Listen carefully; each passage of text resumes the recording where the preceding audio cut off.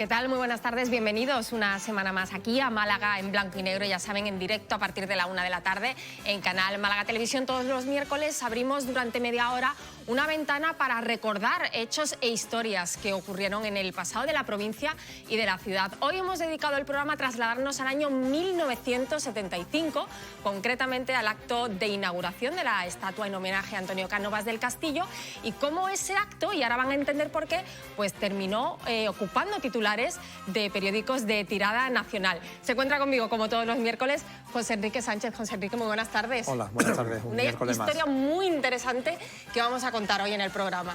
Interesante, sobre todo además por la repercusión social y política que tuvo en el momento, y además un placer al invitado que tenemos hoy, porque aparte de ser uno de los protagonistas o el protagonista, pues bueno, es un buen amigo y antiguo compañero de estudios. Pues se encuentra con nosotros y se lo voy a presentar ya a Jesús García Gallego. Muy buenas tardes. Buenas tardes. Como decía José Enrique, usted fue uno de los responsables de que ese acto, pues en principio un acto normal, un acto institucional, la inauguración de una estatua en homenaje a Cánovas del Castillo, pues terminara apareciendo en periódicos como Pueblo, por ejemplo. Sí, así fue. Para sorpresa de todos, pero así fue.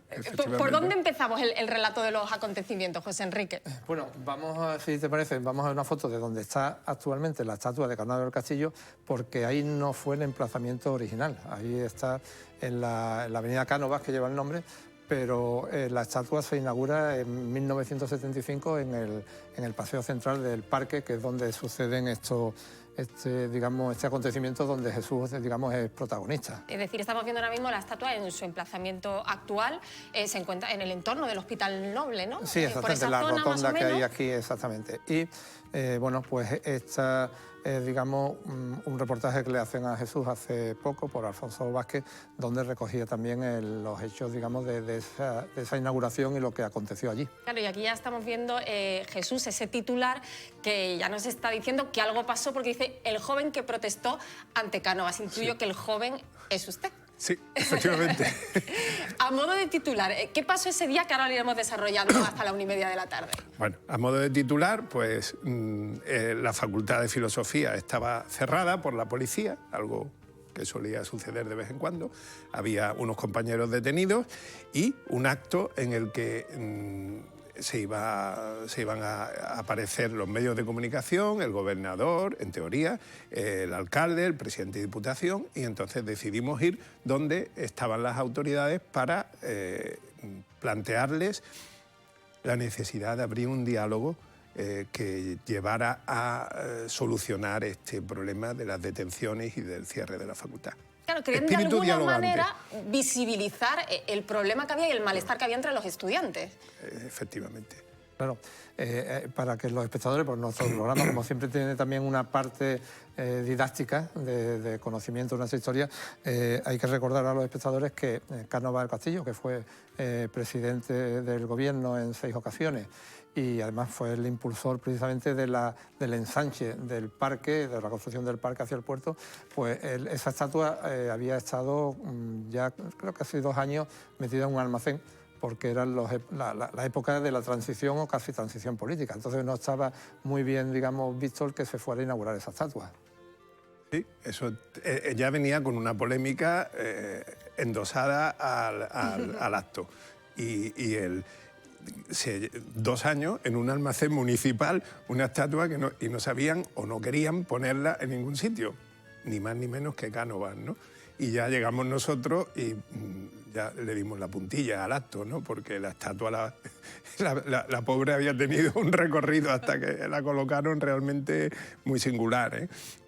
Pues si te parece, vamos a hacer una pequeña semblanza de Antonio Cánovas, viendo también imágenes de ese barrio donde él nació, que fue la zona entre Avenida Rosaleda y Calle Carretería, y vamos a ver esas calles y quién fue Cánovas. Pues nos vamos a acercar a la figura de Cánovas del Castillo en este vídeo, ya saben, el político e historiador malagueño que nació en el siglo XIX.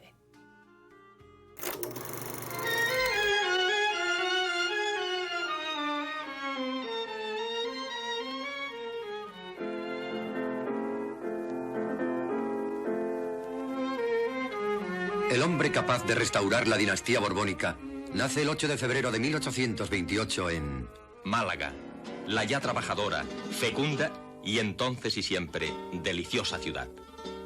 Su cuna se ve mecida al compás de los vientos que soplan de Europa. Las coronas van cayendo una a una. Los tronos se quedan vacíos. El absolutismo pasa a la historia y el liberalismo, que va imponiéndose en Europa, ve abiertas las puertas de España con el abrazo de Vergara. El romanticismo cede el paso al realismo y costumbrismo, uno de cuyos mejores hombres, Serafín Estébanez Calderón, tío y mecenas de Cánovas, había de tener tanta influencia en su vida. A uno de los mejores políticos de la pasada centuria le iban a llover los reveses hasta curtirlo en la espera contra toda esperanza. Su padre, un maestro de primera enseñanza nada vulgar, le deja huérfano a los 15 años con la pesada carga de su madre y 4 hermanos. Le afecta profundamente la muerte de su padre hasta el punto de que, como nos cuenta su hermano Emilio, permaneció inmóvil y casi mudo durante algunos días, reflejado en su semblante y en las pocas palabras que pronunciaba, además del sentimiento de que se hallaba poseído, la inmensa carga que la desgracia echaba sobre sus hombros. Pronto se recupera y afronta la vida con decisión. En el colegio de San Telmo, donde su padre había ejercido el magisterio, se le concede una plaza de auxiliar con que ayudarse y ayudar a los suyos. Para Cánovas, esta actividad es exigua, y mitad por necesidades económicas, mitad por su gran capacidad de trabajo que no le permite la holganza, funda el semanario La Joven Málaga, que fue muy pronto estimado al decir del marqués de Lema. La publicación desapareció pronto, quizá por falta de fondos, pero Málaga se le queda chica. Cánovas necesita más pista para levantar el vuelo, y aquella ciudad no tenía universidad, ni más cátedras que los conventos, ni más escuelas que las de instrucción primaria, ni hace largos años que poseyese una sola librería particular.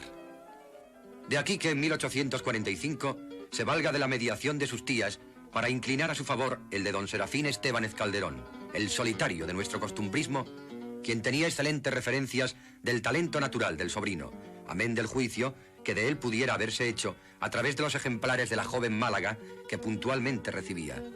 La literatura bien pudo ser uno de los caminos por los que discurriera la vida del joven malagueño. El paso definitivo de la historia a la política en Cánovas es difícil de precisar. Durante todo el periodo de sus estudios, las letras iban ganando terreno a las leyes en su pensamiento. Las leyes han de ser para los hombres y no estos para aquellas. Es en la Revolución de 1854 cuando Cánovas irrumpe en la política directamente. Acompaña a O'Donnell desde Aranjuez a Manzanares después de las ridículas escaramuzas de Vicálvaro. Y el resultado de aquella conversación en ruta es el manifiesto de Manzanares, redactado en su integridad por Cánovas y suscrito por O'Donnell. En este discurso define Cánovas con fuertes y vigorosos trazos su pensamiento político. Que se diga si los principios que hemos sostenido, en los principios por que hemos combatido en nombre de la Unión Liberal, existen diferencias esenciales que sean importantes, insuperables. No existen. En nombre de la patria, de las ideas liberales y del trono constitucional, marchamos adelante llevando por bandera la Unión Liberal, y si algún día cae esa bandera, seremos los últimos que la separemos de nuestros brazos, que dejemos de pelear bajo su sombra. Con ella triunfaremos, o con ella sucumbiremos también. Bueno, pues era importante hacer esta semblanza sobre la vida y obra de Antonio Cánovas del Castillo, que es uno de los protagonistas hoy de nuestro programa, porque, como les recuerdo, estamos recordando el acto de inauguración de la estatua, que entonces se ubicaba en el Paseo del Parque en el año 1975. Claro, estamos en una época, prácticamente ya, digamos, el declive de la dictadura franquista, y bueno, pues en Málaga afortunadamente ya teníamos universidad, o por lo menos nada más que colegio universitario. Estaba económica, había magisterio y estaba también letras, ¿no, Jesús? Sí, sí, y peritos también, y peritos, sí. Y ya pasamos, en realidad, pasamos de... Yo empecé en el colegio universitario y al año siguiente ya se creó la facultad. ¿Dónde estaba la facultad, Jesús? La facultad en San Agustín. Ajá. Y el colegio universitario en lo que hoy es el archivo municipal, en la Alameda. Entonces, ese cambio lo vivimos, por lo menos digamos, mi curso, ¿no? Que empezó en un sitio y al año siguiente, prácticamente, no sé si o incluso a mitad de curso, nos llevaron a San Agustín. ¿Y cómo era ese ambiente a principios de la década de los 70? Es verdad que la dictadura estaba ya prácticamente llegando a su fin, pero bueno, el dictador todavía seguía vivo y había también represión. Lo que pasa es que ya se empezaban a generar, ¿no?, esos movimientos que reivindicaban y que ansiaban cambio y que ansiaban libertad, sobre todo. Sí, era de una efervescencia apasionante. La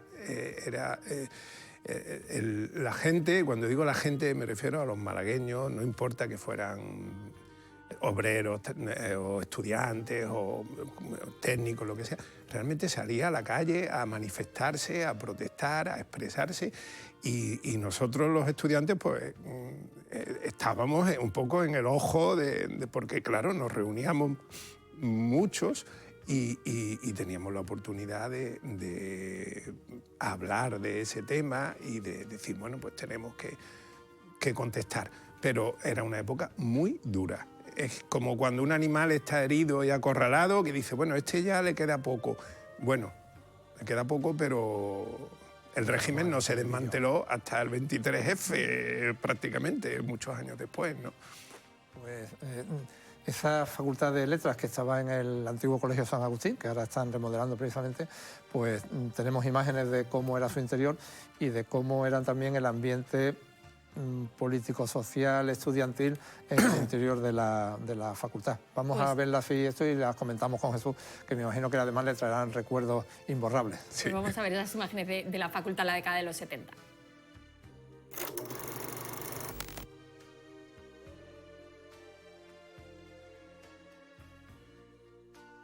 Estamos viendo una imagen de lo que parece un patio, un claustro, ¿no? Sí, claro, que esto era un convento, era un antiguo convento y ese claustro era el patio central de la facultad, ¿no, Jesús? Exactamente. Y en los laterales, que ahí no se ven, se hicieron aulas que le llamaban las peceras, porque no había aulas suficientes y eran acristaladas. Determinadas zonas de ese claustro estaban acristaladas y eran aulas. Y eso era digamos, el núcleo, eso y el bar. Eran los dos sitios que eran los núcleos del movimiento. En el bar teníamos muchas reuniones clandestinas y en el patio pues donde quizás pues hacíamos más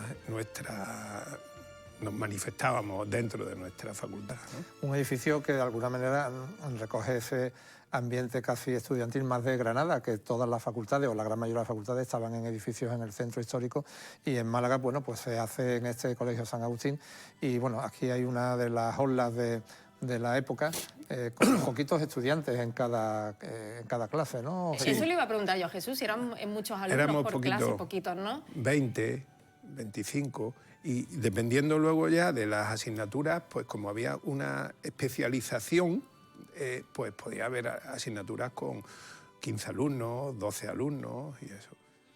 Y bueno, estas banderas, supongo que las retirarían casi inmediatamente o aguantaban. Sí, no, aguantaban. Pero esto es de la década de los 70. Eso es del año 70. Y se atrevían a poner banderas republicanas en la fachada de la facultad, eran unos valientes. Y banderas del Partido Comunista. Y del Partido Comunista. Y hay que decir que en aquel momento el Partido Comunista, con todas sus, digamos, variantes, grupúsculos, porque eso era, el Partido Comunista tenía una cantidad de grupos que también se llamaban comunistas y que eran muy activos, la Joven Guardia Roja, el Partido de los Trabajadores, la oposición de izquierda al Partido Comunista, etcétera, etcétera. En realidad el partido era el que movía un poco todo eso, ¿no? Y entre todo esto, bueno, pues esos conciertos que se daban con cantautores que era el estilo de la época, reivindicativos, como este que hemos visto ahí de Raymond, ¿no? O bueno, y este que es tu carnet del Partido Comunista. Es mi carnet cuando me dieron el carnet del Partido Comunista, que pagaba el sistema de los sellitos que tenías que pagar religiosamente, sí. Era muy intenso y como anécdota poníamos los carteles y había mucha policía político-social camuflada, estudiando, de la Guardia Civil, de esto, de lo otro. Y nosotros poníamos los carteles y en poco tiempo venían y los quitaban.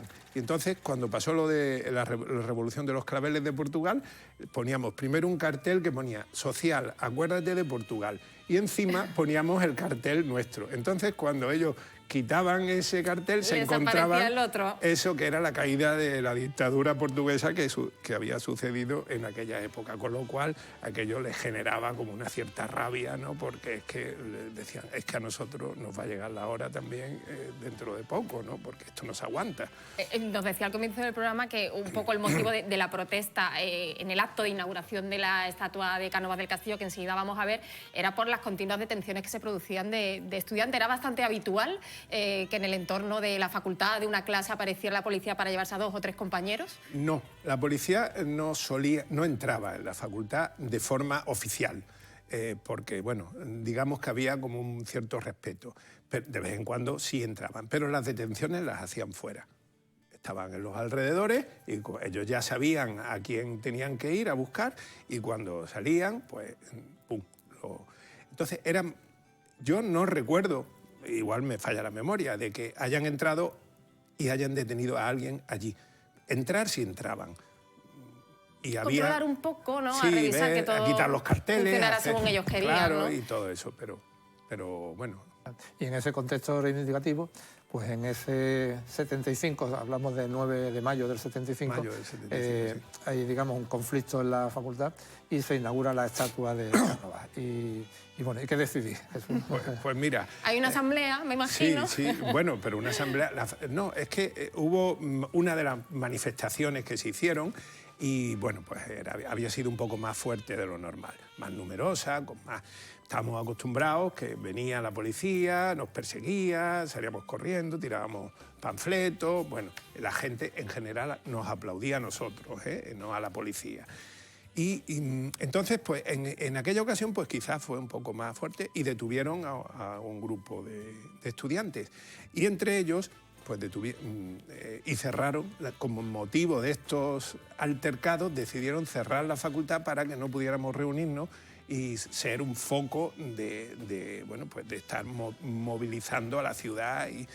Y detuvieron en concreto a dos compañeros, José Miguel Hermoso y José María, bueno, ahora no me acuerdo del apellido, me va a matar cuando lo vea, pero... Y entonces...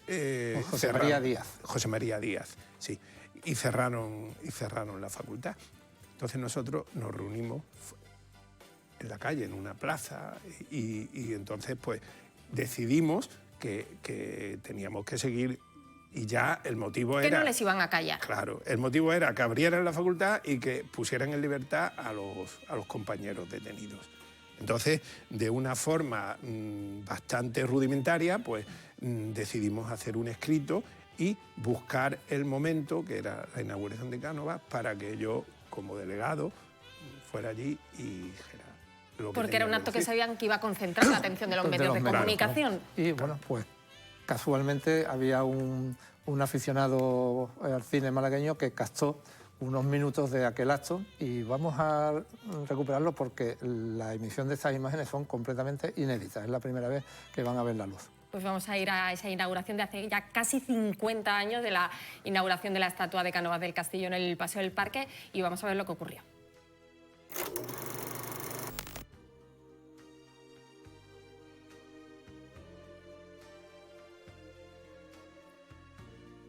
Digamos, es la pequeña placita donde se ubicó la estatua de Cánovas al inicio y ahí están llegando las autoridades, ¿no, Jesús? Sí, efectivamente, ahí veo a Francisco de la Torre, a Luis Merino, es que no lo veo...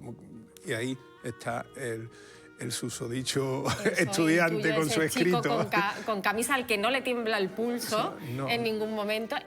¿Cómo se coló? Es decir, ¿cómo consiguió llegar hasta ahí y empezar a leer el manifiesto? Bueno, fue una pelea. Hay una parte que creo que no lo recoge, pero que en las fotografías de la prensa aparece y es la policía peleándose conmigo para que yo no pudiera leer eso con los penachos, esos de plumas y tal.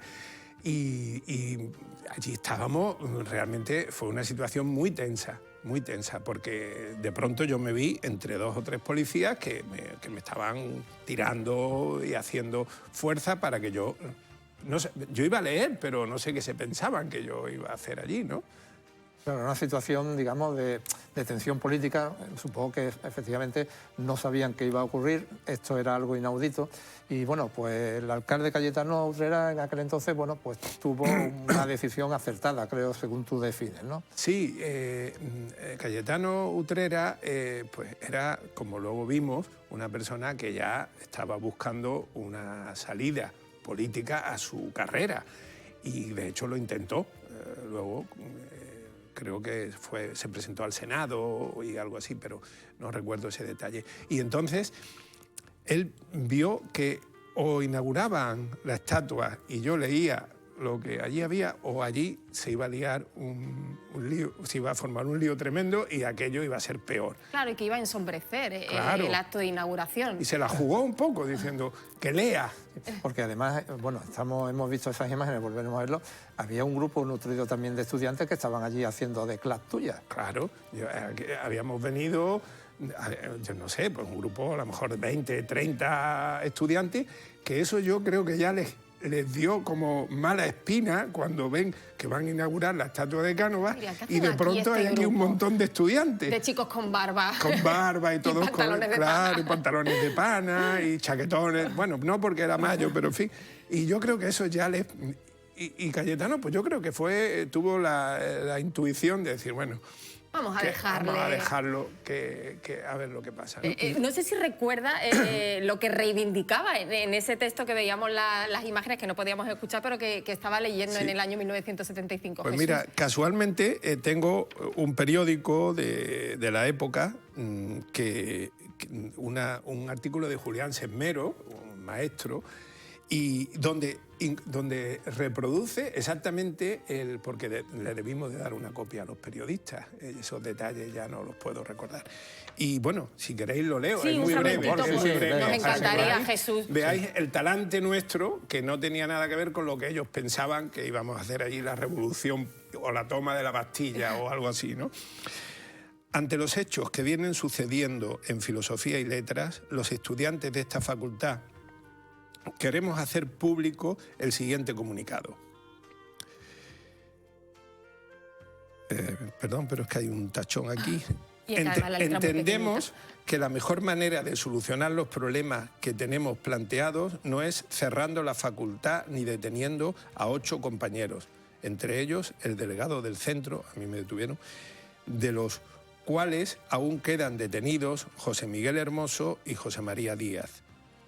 Si es cierto que las autoridades, tanto académicas como gubernamentales, están abiertas al diálogo, pedimos la iniciación de al cual los estudiantes nunca estuvimos cerrados. Asimismo, pedimos como condiciones para iniciar el diálogo la apertura del centro y la puesta en libertad de los compañeros detenidos, lo cual sería una prueba ante todos los estudiantes y profesores de la facultad de la buena voluntad de las autoridades para solucionar los problemas. En Málaga, a 9 de mayo de 1975, los estudiantes de la Facultad de Filosofía y Letras. Bueno, como decía, un texto muy reivindicativo, pero muy conciliador y muy en positivo. Pedían que se abriese la facultad, claro, y que fueran puestos en libertad sus compañeros. ¿No? Claro. ¿Y qué pasó después? ¿Le detuvieron después de leer ese manifiesto? Pues sí, tenemos aquí imágenes de prensa que podemos ir viendo mientras que Jesús recuerda y comenta esos momentos, sobre todo la tensión cuando le intentan quitar ese papel que iba a leer, ¿no? Y claro, la prensa pues así lo recoge, esa ¿no? portada que habla de un incidente en la inauguración del monumento a Cánovas y se ve, yo creo que en las imágenes se le ve a usted forcejeando un poco con las autoridades, ¿no? Ahí recuerdo perfectamente como yo esquivaba los manotazos que me daba el guardia urbano o el policía municipal, en aquel momento todo con su uniforme de gala. Y bueno, era casi surrealista, ¿no? Porque yo ahí con la mano así leyendo y yo seguía leyendo a pesar de aquello, ¿no? Le quitó todo el protagonismo a Cánovas. He visto el titular que ponía El estudiante y su escrito. Sí, fue algo que nos sorprendió a todos y tuvo un éxito mediático porque yo no tenía ni idea de que esto iba a tener esa repercusión. Claro, es que no solamente fue la prensa local, es decir, esto tuvo una repercusión. Estamos viendo ahí pues el diario Pueblo, por ejemplo, que era de los de mayor tirada de de España. Y entonces, bueno, pues recoge precisamente en una época, estamos viendo aquí la portada, la huelga laboral legalizada. Fíjate que en ese momento la huelga no era un derecho recogido desde el punto de vista constitucional, no había constitución todavía y estábamos en esa época.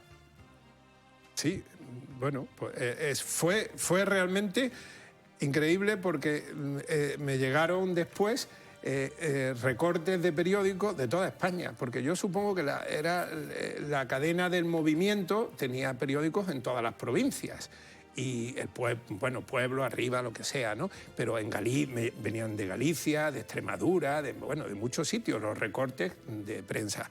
Y bueno, tú me has preguntado que qué pasó después.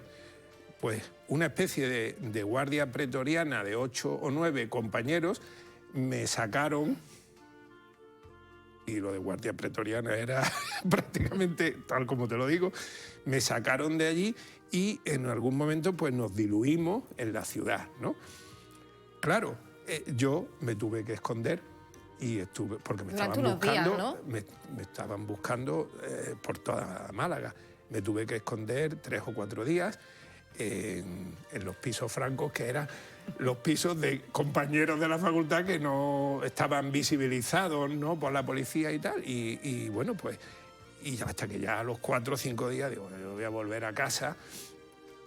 Yo vivía frente a la iglesia de la Victoria, en el barrio de Chupitira, tan famoso. Nada, yo volví a mi casa y claro, cuando me acerco veo que la casa está rodeada de unos señores que parecen pues descolanjar, ¿no? Como un poco con sus gabardinas, sus cosas y tal. Entonces pues me voy a acercar y digo, me van a detener. Y me detuvieron. Y me dijeron, me cogieron del brazo, no vayas a hacer ninguna tontería, por favor. Estás detenido. Eso, no me leyeron los derechos, me dijeron eso, que no hiciera ninguna tontería. ¿Y volvió a reabrir pronto la facultad? ¿Hicieron caso a las demandas que plasmaron los estudiantes en ese acto? Se tardó en abrir, pero no demasiado tiempo, no recuerdo exactamente las fechas, ¿eh? Eso tuvo un proceso que era un poco para... Pero este hecho hizo que el régimen apareciera con una imagen más dialogante, más de... Aquí estamos cambiando las cosas, que ellos estaban buscando su salida también, claro. Entonces fue escuchado, la tolerancia. Ya el régimen, y yo no era consciente que aquello, de alguna manera, ellos le iban a dar publicidad porque les venía bien también. Este es un hecho que, bueno, posteriormente fue reconocido por la Universidad de Málaga, digamos, la importancia que tuvo el movimiento estudiantil en el proceso democrático de nuestro país. Pues Jesús García Gallego, da gusto escucharle, pero es que nos hemos quedado sin tiempo. Yo no sé si José Enrique estará de acuerdo conmigo en volver a invitarlo y que nos siga contando esas historias en las que se jugaban los estudiantes malagueños el pellejo en la década de los 70, porque de verdad ha sido un auténtico placer escucharle. Pues, muchísimas gracias. Muchas gracias a vosotros por darnos esta oportunidad también de hacer un poco de abuelo cebolleta, como yo digo algunas veces, y recordar aquellos momentos que fueron realmente muy duros, ¿eh? Muy duros, muy importantes, muy duros. Y las generaciones que somos un poco más jóvenes, que no hemos vivido esa época, es importante también que tengamos conciencia de ella, y de aquí la importancia de este programa. Tenemos preguntas, tenemos que ir muy rápido porque me dicen que nos quedamos sin tiempo. Pues José la Enrique. pregunta del sorteo de la colección de DVD, pues es el primer emplazamiento que tuvo la estatua de Carnavales en Málaga. Pues ya saben que se pueden poner en contacto con nosotros en ese número de teléfono que están viendo en pantalla. Les adelanto ya que la semana que viene no tenemos programa, porque Canal Málaga tiene una programación especial con motivo de la retransmisión de las semifinales y la final del Carnaval, así que ya te emplazo para el primer miércoles del mes de febrero, que volveremos a nuestra cita puntual con Málaga en blanco y negro. José Enrique, muchísimas gracias. Nada, aquí estaremos. Pues ya lo saben, nosotros volvemos en 2 semanas, como siempre, a partir de la 1 de la tarde, aquí en Canal Málaga Televisión. Muchas gracias.